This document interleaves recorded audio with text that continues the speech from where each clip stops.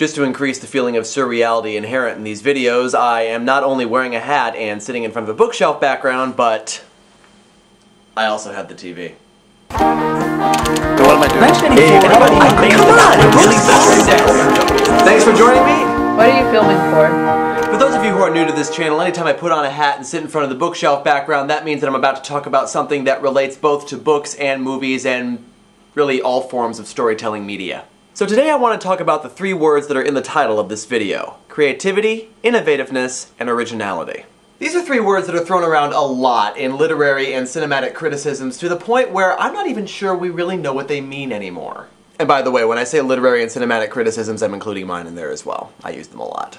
But I think this is to some extent understandable because, honestly, these are three words that are pretty hard to define. What is creativity? What is originality? What is innovativeness? Want clear-cut and easy-to-understand answers to those questions? Good luck. These terms have multiple definitions and multiple interpretations, so really it just comes down to what you think. So this is how I define these terms. It's not general consensus, it's just my opinion. It certainly doesn't have to be yours, but I mean, if you subscribe to me, I assume that you value my opinion at least somewhat, so there you go. Let's start with the word that I think has the broadest definition: creativity. Now, to define these terms, we're going to go back to the specific word origins with the help of a handy little etymology website called etymonline.com. If you are at all into word origins and where words come from, this is a great website. I will put a link to it in the doobly-doo. Now, the word creativity comes from words meaning to bring forth, to produce, beget. So as far as I'm concerned, if you are creating something, if you are producing something where before there was nothing, you are being creative. How creative you're being is a matter of degrees. For example, if you are coloring within the lines of a coloring book, you're still being creative, but not terribly creative because you're just filling in the blanks from somebody else's work. As opposed to, say, if you paint a masterpiece like the Mona Lisa.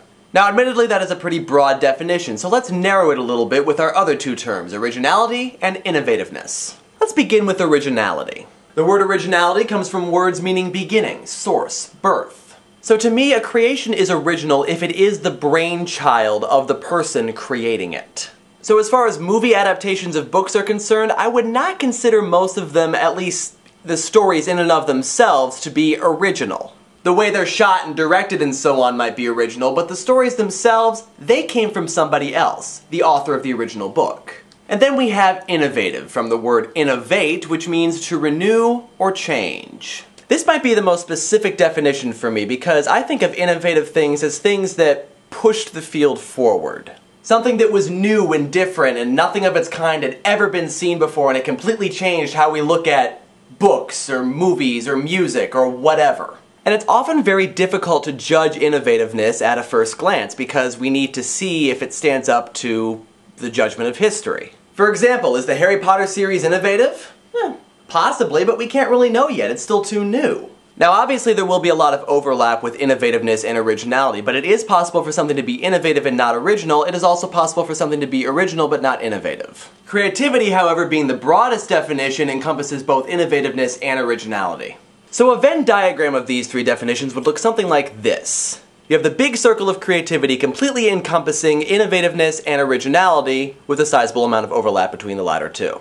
Examples of things that are creative but neither innovative nor original: coloring books, paint by numbers, dot to dots, forgery, and also most novelizations of movies, like the novelization of the Inkheart movie. Yes, something was created that was not there before, but it is neither original nor innovative, nor necessary in any sense of the word. An example of something that's original but not innovative, I would say my book Last Places. Oh yeah, I wrote a book, did you know? The idea is completely my own. I didn't base it on anybody else's idea. And at least to the best of my knowledge, there hasn't been another story like this. I don't know, I could be wrong. Those of you who have read it can let me know. But is it innovative? Not really. It's a basic novel telling a basic story. Something that is innovative but not original, I would say Where the Wild Things Are. The movie, not the children's book. Now, I know I just got done saying that we shouldn't call relatively new things innovative, and Where the Wild Things Are just came out a couple of years ago, but honestly, I think there are a lot of great new ideas in this movie.